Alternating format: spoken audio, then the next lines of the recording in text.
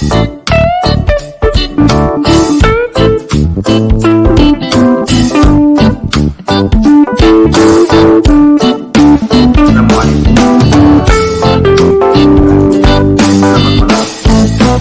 berjumpa lagi bersama Ceta Corner, dan kali ini tetap bersama guest star kita, Fatma. dan saya sendiri Gus Miko. Dalam kesempatan ini, malam ini kita menjumpai sahabat dan teman-teman semua. Harapannya dalam keadaan sehat, tidak kurang sesuatu. Biar santai, kita ngopi dulu. Ya, kopi apa ini kopinya? Kopi latte. Kopi latte tanpa vanila, tanpa pandan, ya. Nikmatnya kopi.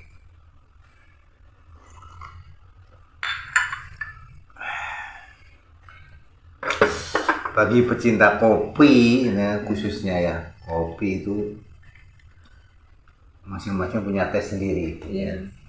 Ada yang suka pakai milk, Iya. ada sugar ya. Iya. Tapi ada yang juga pahit. Iya. Tapi jangan lupa, Bu, hati, hidup ini sudah pahit, jangan minum kopi pahit. ada apa itu? Pepatah yang joke ya, jangan minum kopi pahit karena hidup ini sudah pahit gitu. Jangan salah, ada gula. Ada gula, tapi jangan bisa menetralisir kepahitan hidup itu. Gula itu apa ya, macam-macam ya. Dunia ini kan luas, gula dunia banyak. Salah terus kalau kita bicara agama itu katanya kalau untuk laki-laki bukan, itu harta tahta wanita, itu kan juga gula itu. Gulanya dunia, gula dunia ya.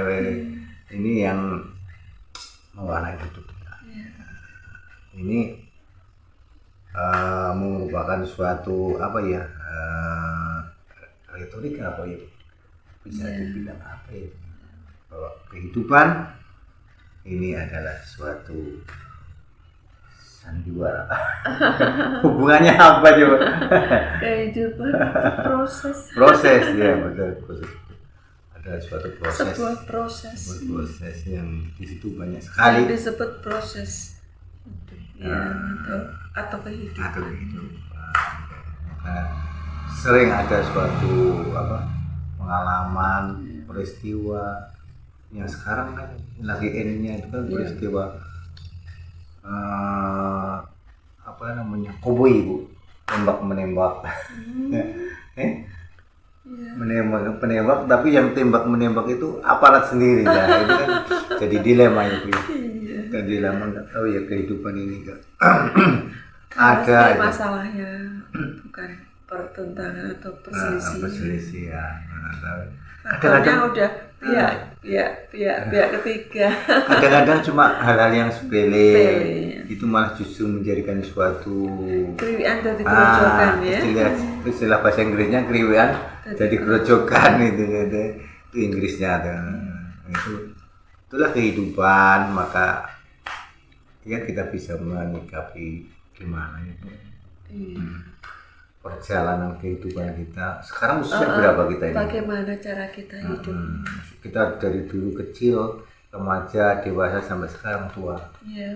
Proses itu kita alami. Dan sebuah proses dan itu memerlukan kesabaran. Dan itu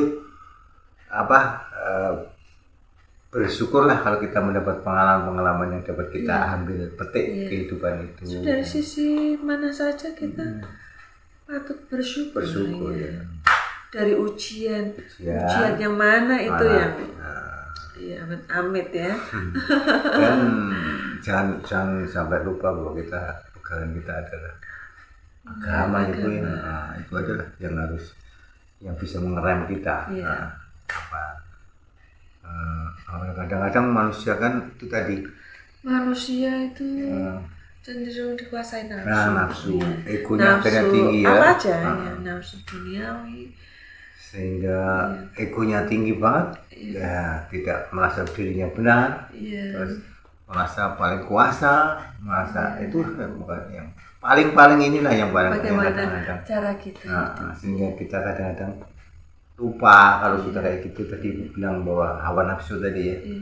sehingga menghadapi dengan orang lain apa kadang-kadang Kita nggak mungkin tanpa nafsu, Hmm, tapi iya. bagaimana kita mengontrol atau Ya, mengendalikan betul, nafsu betul. itu ya. Agama tidak pernah mengajarkan Yang agama menghilangkan mengajarkan, nafsu, ya. tidak pernah menghilangkan Karena nafsu, kita tapi kita yang terlahir iya, juga dari jadi, buah kasih orang iya. tua. Jadi kita memanage nafsu itu sebagai suatu insan yang memang dibekali itu ada nafsu, ada akal, ada apa pikiran, manusia kan lengkap itu ya. Nah itulah yang harus kita jalani proses kehidupan itu tadi. Nah, Sehingga kita menjadi manusia yang berakhlak. amin itu harus seperti makanya perjalanan kehidupan ya beruntunglah Iya. ibu sebagai seorang profesinya yang bisa Ya dari itu kemarin. godaannya tinggi. Terus pengalaman yang dipetik bisa tahu kehidupan antara Eropa, orang-orang bule, orang-orang yang timur, orang-orang ini kan apa kita selalu mengunjungi itu ya, paling enggak kita bersentuhan dengan culture mereka. Nah, itu yang tentunya yang menambah pengalaman hidup ini. Oh di sana ternyata gini. Kan. Itulah yang olah kehidupan kita gimana untuk merangkum itu menjadi suatu kesatuan apa pribadi yang tangguh. Jadi harapan begitu. Nah itu ya dianya. Tapi kenyataannya ya itulah manusia ya. Namanya iman Khilaf, aja. kalau ini satu Khilaf, sisi manusia sedang dikuasai oleh nafsu. Tapi satu sisi lagi apa tadi? Khilaf tadi. Oh khilaf ya. Iya. Khilaf. Tapi sekarang kadang-kadang khilaf itu dijadikan kambing hitam. Khilaf ya. Ketika ada suatu kasus saya lagi khilafan. Khilaf apa itu biasa. Jadi bukan suatu ini ya, hanya suatu yang sangat sakral lagi. Khilaf itu sekarang jadi suatu alasan. Aduh gimana? Ya manusia tadi. Dan kita itu harus menjadi manusia yang bisa minta maaf dan yang memaafkan. Berjiwa besar. Iya. Jadi tidak hanya kita selalu minta maaf, tapi kita juga harus memaafkan. Bisa mendengar orang, bukan kita yang ngomong aja. Nah, itu kan suatu komunikasi yang baik ya Bu ya. Tidak dominan. Dari kehidupan itu pengalaman kerja, pengalaman sosial dan sebagainya, inilah yang membentuk diri kita, tembaan kita. Dan untuk saudara kita, teman-teman kita yang masih muda-muda itu ya pandai-pandailah memanage tadi ya Bu ya, agar bisa melampaui semua itu. Tidak ada itu yang step by step. Tidak, kita tidak bisa memudah kita tidak bisa menyelesaikan hidup. Masing-masing punya persoalan sendiri, masing-masing punya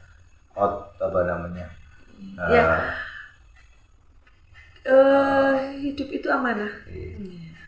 Bisa punya menyelesaikan dengan sendiri ya. Apalagi ya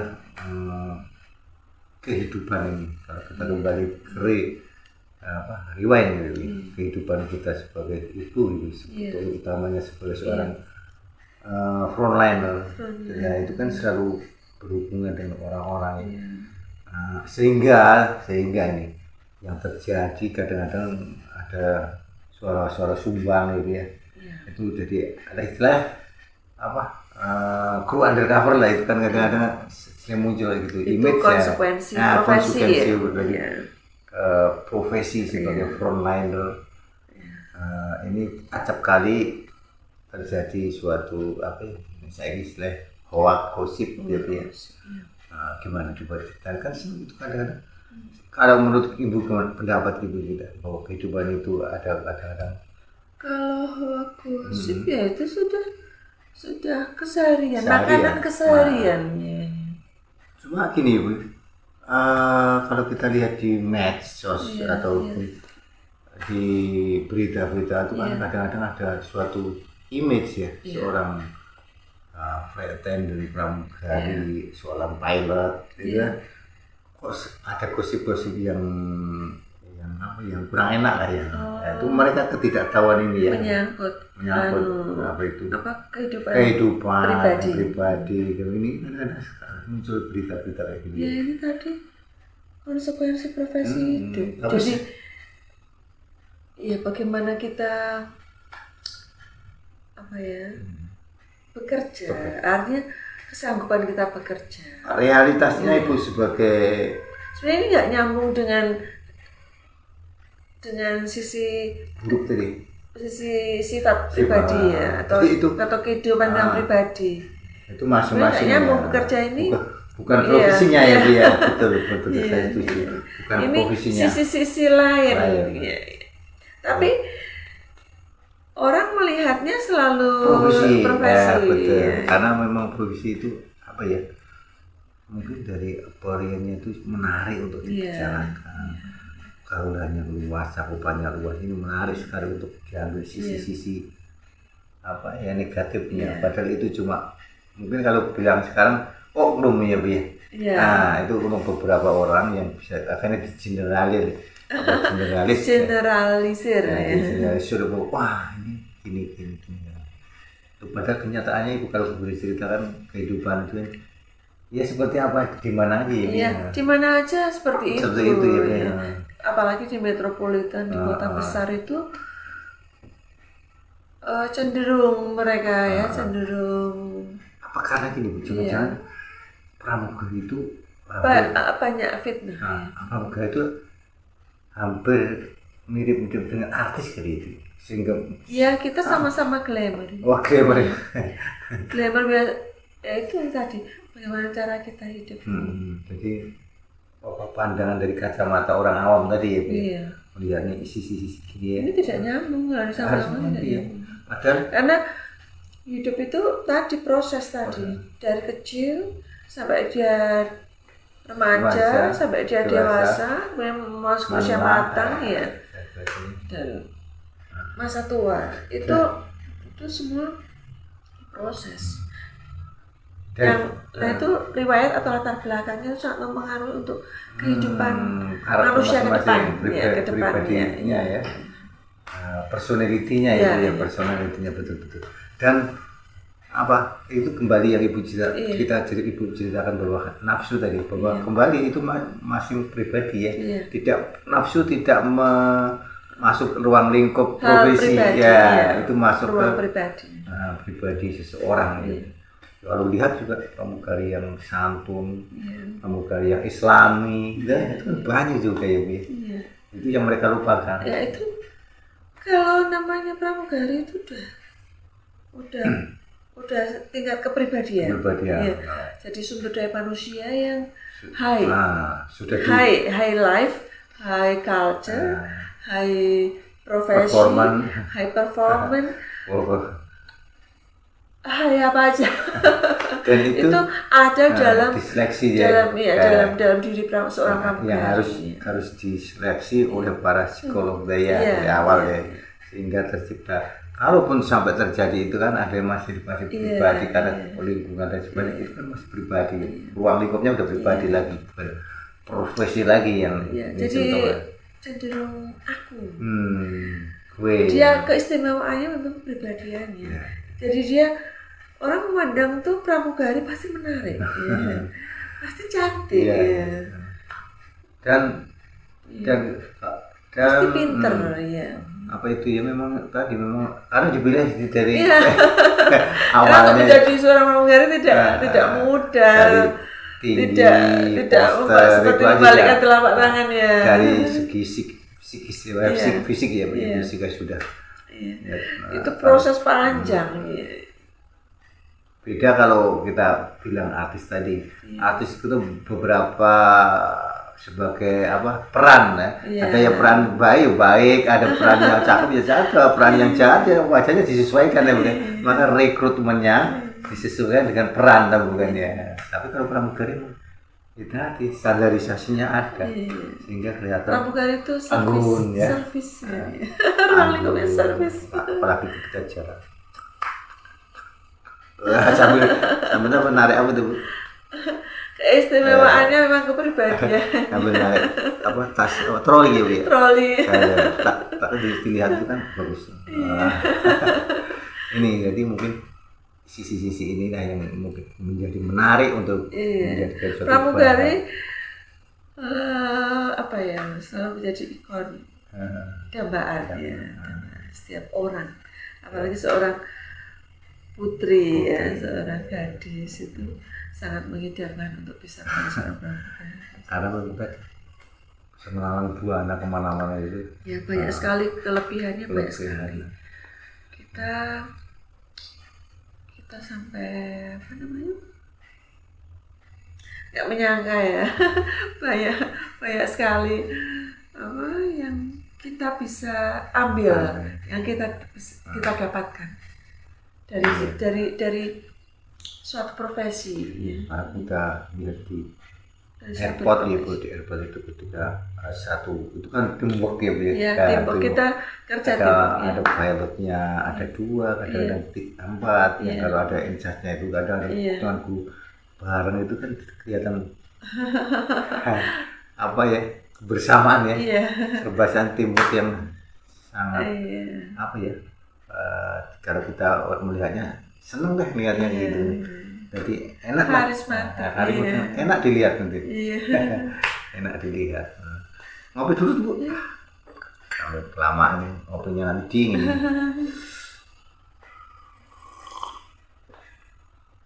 Aduh, ini memang ya bisa nih lumayan kopi latte Cita Corner nih.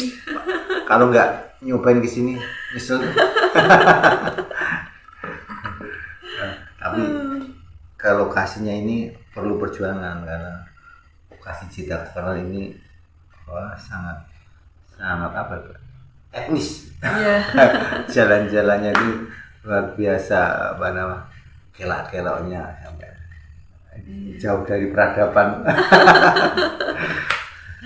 Tapi kita masih bisa minum secangkir kopi menjadi suatu inspiratif buat kita, kehidupan kita. Jangan lupa kopi ini kita kalau tidak tahu pahit bagaimana kita bisa merasakan manis.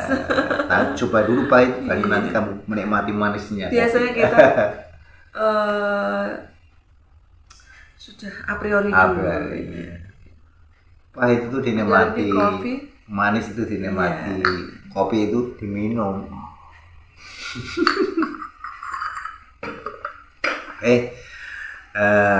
Jumpa kita sepertinya sampai di sini dulu ya. Nanti suatu nextnya kita ngobrol lagi biasa. Kita harus silaturahmi terus melalui media podcast kita ini, menjumpai saudara-saudara, teman semua, fan kita, kerabat kita semuanya yang masih eksis melihat channel Cita Corner. Jangan lupa nanti untuk bisa berkembang, bisa menekan tombol subscribe. Wajib. Itu dukungan buat kita supaya kita bisa eksis dan kita bisa melakukan suatu kemajuan, increase ya dari channel kita ini. Terima kasih atas semua support dan dedikasi para penonton dan netizen semua. Sampai di sini dulu. Assalamualaikum warahmatullahi wabarakatuh. See you.